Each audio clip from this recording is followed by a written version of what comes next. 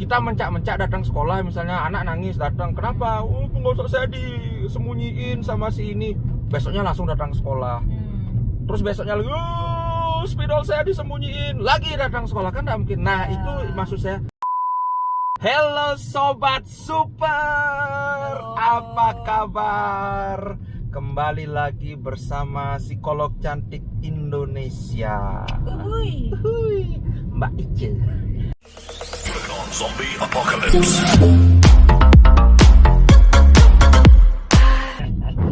Katanya Bu waktu ini, sekarang Mbak. Loh, gimana? kan biar lebih mudah gitu loh. Nah ini sebenarnya sebelum kita mulai ke topik yang utama itu, aku mau nanya, yang benar itu ejaannya psikolog apa psikolog? Kalau Indonesia? Psikolog. Psikolog pakai G ya? Iya. Ya, psikolog.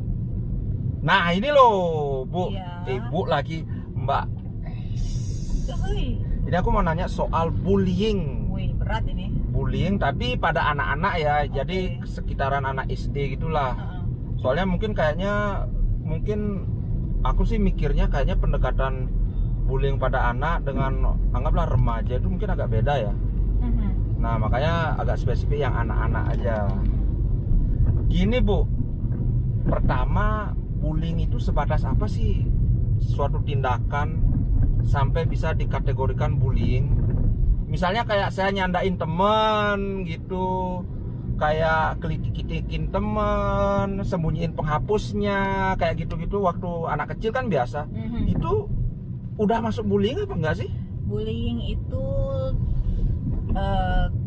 garis batasnya dengan bercanda atau ngegodain itu adalah adanya muncul ketidaknyamanan pada si yang dicandain. Ketidaknyamanan ya kata kuncinya. Ketidaknyamanan dalam artian adalah misalnya nyembunyiin spidol atau nyembunyiin penghapus gitu ya, punya teman gitu. Ketika dia merespon ayo sama-sama nyari atau bercanda dengan dia pura-pura bingung mencari padahal udah tahu misalnya diambil spidolnya atau penghapusnya, yaitu masih dalam proses bercanda ya. Tapi kalau misalnya udah sampai dia menangis, lalu kebingungan mencari, kemudian putus asa mencari, dan akhirnya membuat dia tidak nyaman dalam kondisi psikisnya atau moodnya, itu udah masuk bullying. Dan biasanya bullying itu dilakukan berkali-kali. Kalau cuma sekali kan godain gitu ya. Oh, entar dulu. Berarti di sini ada dua kata kunci, berkali-kali dan ketidaknyamanan. Ya. Nah Bu, Bu lagi gimana sih? Soal ketidaknyamanan ini ya, ini kan luas sekali spektrumnya gitu loh. Masa ibaratnya kalau saya dibilang, saya kan orangnya ganteng, kalau kamu kok jelek banget, kalau dibilang jelek aja saya merasa nggak nyaman. Masa itu sudah termasuk bullying gitu loh? Tapi berkali-kali misalnya. Berarti kata kunci berkali-kali yang tadi muncul itu sangat penting ya. Sangat penting. Kalau cuma sekali dua kali membuat tidak nyaman, ya itu mungkin membuat ketersinggungan gitu kan. Tapi kalau misalnya berkali-kali dan si pelaku sudah tahu bahwa si korban itu merasa tidak nyaman, merasa sedih, merasa marah, diulang kembali, nah itu.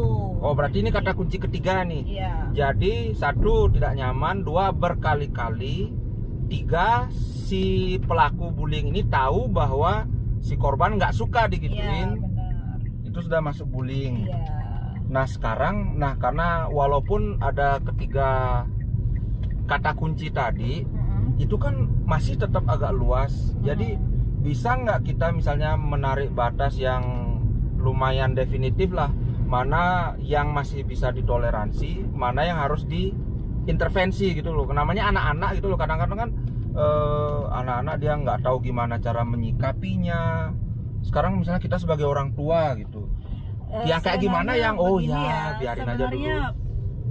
Perilaku bullying dan perilaku menerima bully gitu ya, itu sama-sama memiliki efek negatif gitu loh. Jadi ketika sudah memang terjadi bullying, tidak ada yang namanya ya sudahlah dianggap dikasih pur lah ya, kalau ibaratnya orang Bali ya. Ya sudahlah, udah terlanjur gitu, jangan diulangi lagi. Tidak seperti itu gitu loh. Jadi Karena kalau memang, dengan kata lain Ica mau bilang stop sedini mungkin. Iya, stop sedini mungkin. Jadi nggak ada yang namanya ke situasi dimana itu ya sudah terlanjur sekali, biarin aja lah gitu, buat pembelajaran atau dan lain sebagainya. Nggak bisa kayak gitu. Tapi penting sekali ketika sudah ada terjadi tindakan bullying, langsung di stop, tidak ada. Nah, ini menarik. Saya lumayan setuju bahwa bullying itu harus di stop. Nah, masalah berikutnya kan gini, Bu. Kita kan sebagai orang tua, ini kan anak-anak. Kan nggak mungkin setiap anak kita diganggu orang itu kita mencak-mencak datang sekolah, misalnya anak nangis datang, kenapa? Oh, penggosok saya disembunyiin sama si ini. Besoknya langsung datang ke sekolah. Terus besoknya lagi, spidol saya disembunyiin, lagi datang sekolah, kan nggak mungkin. Nah, itu maksud saya, seberapa yang kita mungkin kita bisa ngajarin si anak how to deal with this. Nah, gitu loh. Sebatas mana dengan kira-kira situasi seperti itu memang penting sekali antara anak dan orang tua ya, anak usia berapapun begitu, dengan orang tua itu dibangun komunikasi yang terbuka. Dalam artian adalah orang tua ketika ada situasi di mana anak curhat, misalnya penghapusku atau spidolku atau aku dicubit atau topiku disembunyikan, biasa itu. Nah, tidak seperti itu responnya gitu loh. Tapi lebih ke empati yang muncul. Oh iya, gimana topinya disembunyiin siapa gitu. Jadi ada respon yang sungguh-sungguh dari orang tua terkait dengan perasaan tidak nyaman, tidak enak, dan perasaan sedih anak gitu loh. Nah, dari situ nanti kita akan tahu seberapa jauh rasa terluka anak.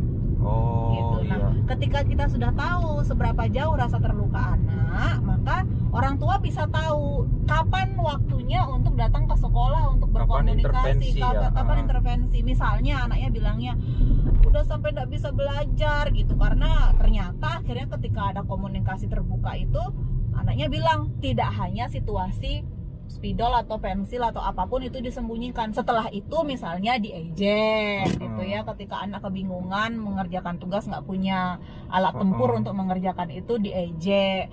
Kemudian setelah itu ketika anak menangis misalnya, ada muncul rasa menangisnya, lagi ditambahkan. Nah, itu apa ya? Itu berat ya? Ya, itu memang akhirnya dengan komunikasi terbuka dan empatik itu membuat anak menjadi lebih bisa mengungkapkan perasaan tidak nyamannya sampai sejauh mana. Dari situ orang tua bisa mengevaluasi kapan saatnya intervensi gitu. Jangan pernah sekali-sekali menyepelekan rasa yang dimunculkan oleh anak. Intinya kita harus bisa sebagaimana caranya bikin si anak merasa nyaman ngomongin masalahnya, kan gitu kan. Begitu. Karena ini saya pernah kejadian ke SMP waktu itu. Ada teman punya masalah, gue bilang dong sama orang tua, dia bilang, Bi, kalau aku ngomong sama orang tua pasti malah tambah dimarah. Nah, kayak gitu itu juga ya, Bu ya. Iya, jadi memang orang tua itu ya memiliki waktu untuk mendengarkan anak, keluhan anak, dan juga memberikan respon secara empatik. Empatik itu kan bisa merasakan apa yang dirasakan oleh anak gitu loh. Jadi tidak menyepelekan, tidak menggubris misalnya, sudahlah gitu, atau misalnya cuman pensil aja nanti ibu belikan gitu. Tidak seperti itu. Kalau itu malah enabling jadinya ya. Jadi sekarang pensil disembunyikan, ya udah biarin, beli lagi. Besok disembunyiin lagi. Itu kayaknya tinggal tunggu waktu aja untuk pensilnya bukan disembunyikan, tapi dirampas untuk digunakan si pelaku kayak gitu. Begitu. Jadi memang kuncinya sih bullying itu tuh lebih ke orang tua ya, bagaimana respon orang tua begitu. Begitu juga dengan pelakunya begitu loh. Nah, dari sisi pelaku ini saya tertarik. Saya selalu heran, kayak tadi juga Ice kan bilang itu negatif bagi si korban dan juga pelaku. Kalau bagi si pelaku itu apa sih sisi negatifnya? Sisi negatifnya adalah itu memunculkan perilaku yang perilaku yang semau gue gitu loh. Perilaku semau gue, dia tidak tahu batasan atau aturan sejauh mana dia bisa mengganggu temannya gitu. Jadi kalau masalah mengganggu gitu kan, goda-godaan itu mengganggu wajar ya gitu. Tapi dia tidak tahu batasan, tidak tahu limit di mana dia boleh, sejauh mana dia boleh sampai dia menyakiti. Dia nggak tahu bahwa perilaku itu tuh menyakiti orang lain. Nah ketika itu terulang terus-menerus, nanti sampai dewasa dia tidak akan bisa berkomunikasi yang baik secara interpersonal gitu, secara komunikasi dengan orang lain itu tidak baik jadinya. Akhirnya yang ada adalah agresivitas yang muncul. Begitu. Jadi Ica bilang kesulitan berkomunikasi. Kenapa gitu loh? Maksudnya saya kok agak susah ngeliat hubungannya dia gangguin orang, jadi sulit berkomunikasi. Kayak gimana? Ya, misalnya ya kasus alurnya bullying yang pernah saya alami gitu ya. Pelaku ini sebenarnya pengen punya teman. Oke, dia ingin punya teman. Tapi dia tidak tahu cara untuk mencari teman, cara untuk menjalin hubungan dengan orang lain gitu. Caranya bagaimana untuk menarik perhatian temannya? Ya, yang menyembunyikan barang, topi kesayangan temannya gitu. Ketika ditanya, kenapa kamu menyembunyikan topi kesayangan temanmu? Kan kamu tahu bahwa itu topi yang dia suka gitu. Menyembunyikan bahkan sampai merusak ya waktu itu situasinya. Yang dia jawab adalah, karena aku pengen diperhatiin sama dia gitu. Soalnya kalau aku ngajak ngomong nggak pernah direspon, dicuekin gitu. Ya udah aku sembunyiin aja, rusak aja topinya gitu. Dan ini tidak terjadi sekali saja, tidak hanya topi akhirnya, tapi hal-hal lain yang membuat dia mempelajari perilaku bahwa dengan cara merusak, dengan cara menyembunyikan, dia akan mendapat respon. Ternyata dia ya dia cenderung kayak ngambil jalan pintas gitu ya. Iya, karena anak itu kan dalam proses belajar ya, trial and error gitu kan. Jadi ketika dia trial, wah aku dapat perhatian, oke, aku akan melakukan itu lagi dan lagi gitu. Jadi dia tidak tahu batasannya sampai sejauh mana itu menggoda atau sudah sampai bullying. Nah ketika itu terjadi, dia terus-menerus belajar itu sampai dia bawa nanti ke situasi remaja atau dewasa, ya kemampuan interpersonalnya akan jelek gitu loh. Kemampuan interpersonal itu tidak hanya komunikasi, tapi juga bagaimana dia mempunyai batasan apa yang boleh, berinteraksi dengan orang lain, apa yang boleh dan tidak boleh. Limit and boundariesnya tidak ada jadinya. Oh iya masuk. Nah itu sekarang soal negatifnya ke kedua belah pihak ya. Nah sekarang ini aku pengen nanya yang kayak menarik. Selama ini kan aku punya pikiran bahwa oke lah kalau pada batas tertentu kita sebagai orang tua harus intervensi ya. Tapi gimana caranya ngajarin anak supaya dia bisa fight back gitu. Fight back bukan artian dalam mukul atau gimana. Pokoknya aku itu pengen si anak itu punya suatu rentang yang masalahku segini, aku harus bisa deal sebelum akhirnya ngadu sama orang tua. Jadi ada nggak tips-tipsnya itu?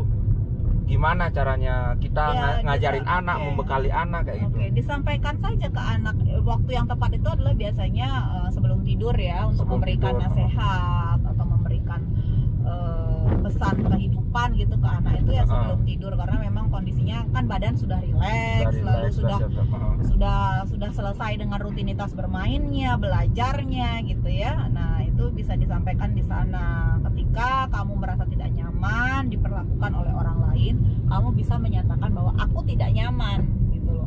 Ketika misalnya kamu ngomong aku tidak nyaman, tapi tetap orang lain tersebut atau orang tersebut merespon dengan cara yang menyakitkan lagi, ya marahlah gitu. Nah marahnya juga kita harus belajar untuk mengontrol ya, karena jangan sampai marahnya itu tuh marah yang meluap-luap sehingga akhirnya terjadi perselisihan yang membuat terluka secara fisik begitu ya.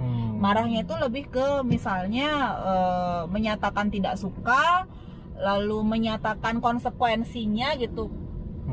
Misalnya jangan ambil pulpenku gitu. Kamu ngambil pulpenku, kamu ganggu belajarku gitu. Nanti aku laporkan ke guru. Misalnya beraninya ngelapor ke guru. Oke, aku kasih waktu kamu misalnya untuk mengembalikan. Kalau nggak dikembalikan aku benar melapor. Jadi tidak hanya mengancam gitu loh. Jadi marahnya itu tuh lebih ke menunjukkan bahwa konsekuensinya akan seperti apa dan itu dilakukan. Harus dilakukan ya, supaya nggak kebiasaan kayak beraninya ngancem doang kayak gitu. Jadi ajarkan anak untuk berkomunikasi juga terbuka kepada guru. Orang tua juga penting untuk menjalin komunikasi secara terbuka juga kepada guru gitu loh. Misalnya orang tua tahu siapa wali kelasnya, berapa nomor teleponnya, lalu orang tua juga menitipkan anak ke guru gitu, sehingga akhirnya anak tuh merasa bahwa guru itu adalah orang tua kedua anak di sekolah gitu. Jadi memang benar-benar ya dibekali anak untuk dalam tanda kutip fight back ya. Fight back itu bukan berarti untuk lawan berantem gitu, tapi lebih ke menunjukkan rasa marah, lalu menunjukkan konsekuensi dan memang melaporkan. Dan dipesankan juga kepada anak, melapor itu tuh bukan berarti kamu cemen atau cengeng gitu. Nah ini, jadi soal melapor itu cemen, melapor itu nggak cemen. Saya terlalu resmi aku kan. Aku terus terang salah satu di antara grup yang berpikir ngelapor itu cemen, Bu. Karena apa? Ini dari sudut pandang orang awam ya, bukan psikolog, bukan akademis gimana. Ya cemen aja, kayak kamu tuh orang, kamu punya lengan, kamu punya gini, tapi kenapa mesti ngandelin orang lain gitu loh? Ibaratnya kamu dipukul, ya udah pukul balik aja, ngapain? Ketika kayak gitu loh, terlibat dalam situasi tidak bisa dipecahkan, terutama yang soal fisik ya, ini aku agak khusus mau ngomongin yang fisik, misalnya kayak di tower, di jotos, di bedet, gitulah pokoknya. Lebih baik melapor. Kenapa? Karena situasi itu memang sudah tidak bisa dipecahkan oleh anak gitu loh. Melapor itu bukan berarti cemen, ya memang karena dengan adanya figur otoritas yang hadir di sana untuk membantu mengambil jalan keluar, itu akan memudahkan daripada melawan dengan menjotos balik gitu loh. Ketika kita memberikan pesan kepada anak, ya jotos balik gitu, mata ganti dengan mata. Nah itu akan akhirnya membuat anak terbiasa dengan kekerasan fisik gitu. Jadi nanti akan dibawa ke kemudian hari bahwa menyelesaikan sesuatu ya mesti dengan kekerasan fisik. Padahal itu kan konsep yang salah gitu. Salah dalam artian adalah merugikan orang lain gitu. Jadi tapi kan orang lain yang duluan merugiin, Bu. Ya memang seperti itu. Kita memang mengajarkan bahwa ketika kita dirugikan, maka lawannya dengan cara apa ya? Cara dengan melapor. Istilahnya gitu. Kita lawan dengan cara yang lebih smart gitu. Iya, lawan dengan smart. Kalau misalnya main pukul, ya kalau misalnya kita ngelawan, yang dilawan adalah badannya terbesar gitu ya, kayak Giant dan siapa itu, Giant Suneo atau Giant dan Nobita gitu. Kalau melawannya Giant gitu, ya gempor juga anak kita yang rugi juga gitu loh. Melawan itu kan berarti dengan fisik ya. Melawan itu dengan menyatakan aku tidak suka diginikan, aku marah, aku laporkan gitu loh. Itu melawan seperti itu, daripada kita melawan memukul ya akan dalam tanda kutip kan mengajarkan kekerasan juga ke anak gitu loh. Padahal kan anak-anak itu tuh ya sekali lagi trial and error. Ketika dia merasa adrenalinnya terpancing untuk melawan gitu, dia akan berulang lagi melakukan situasi itu yang membuat dia merasa enak gitu loh. Kalau orang udah dapetin hormon adrenalin muncul dalam tubuhnya kan wah banget kan rasanya gitu. Jadi itu iya loh, berkelahi itu enak loh. Ya, itu berkelahi itu enak akhirnya gitu. Jadi nanti ketika ada remaja masuk ke perilaku delikuen ya jadinya ya, perilaku bermasalah jadinya gitu. Oh ya gitu loh. Tawuran deh gitu loh. Jangan tiru saya. Lawan balik, pukul balik gitu, terus ngerasa adrenalinnya dapet, besok ulang lagi. Oh besok, jadi kayak gini ya? Iya.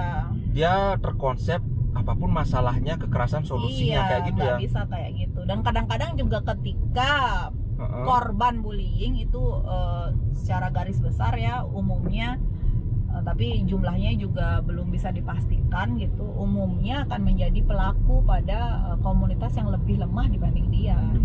Oh iya Bu, ini ya. ada penelitiannya? Ada, tapi tidak selalu ya. Tidak selalu, tapi kalau kecenderungannya ada nggak? Kecenderungannya ada, ketika dia mempunyai kesempatan untuk fight back, tapi bukan ke pelakunya, tapi ke korban orang yang lebih lemah. Ya, orang yang lebih lemah. Ini mirip kayak gini nggak sih Bu? Kayak misalnya orang dipelonco, itu kan kalau menurutku itu sudah bullying kan?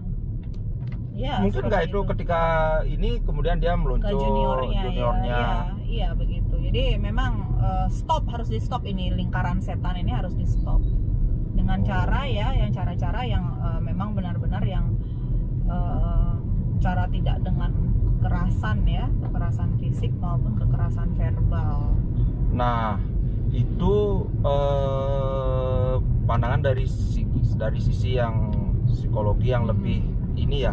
Nah, ini aku penasaran. Ica pernah dengar ini kan soal apa sih istilah generasi snowflake gitu loh. Yang jadi kekhawatiranku itu ini soal kalau Ica kan bilang cari figur otoritas yang punya power lebih. Nah, di mana kita menarik batas atau khawatirnya karena dia terlalu sering ketika ada masalah lapor, ada masalah lapor. Jadi suatu saat ketika dia ada di lingkungan di mana figur otoritas itu susah diakses, dia mandek gitu loh. Oke, Gimana kan tadi caranya? yang dibahas itu adalah lapor itu adalah jalan terakhir ya. Yang pertama itu kan harus fight back dulu, harus melawan dulu, lihat responnya, betul. tunjukkan konsekuensi, tunjukkan bahwa kita marah, tunjukkan bahwa itu tidak benar. Kalau masih seperti itu ya lapor, tapi tidak melulu ketika diganggu langsung lapor. Tadi kan saya sudah memberikan batasan gitu. Yang paling pertama betul. Asertif dulu, anak belajar asertif, tidak langsung menangis, ngambek, pergi gitu kan, sembunyi atau situasi yang situasi yang inferior gitu ya, sembunyi, nangis tanpa mengucapkan rasa tidak nyaman. Ya nangis boleh tapi tunjukkan rasa tidak nyaman, aku tidak nyaman gitu, tapi tidak hanya menangis dan lari pergi gitu loh, tapi aku tidak nyaman. Masih dia respon seperti itu, aku marah, aku akan begini begitu, menunjukkan situasi kegusaran hatinya, sampai misalnya tetap juga diperlakukan seperti itu ya melapor. Oh berarti intinya kalau dari Mbak Ica itu saya agak salah paham tadi. Fight back tetap, sudah mentok baru lapor.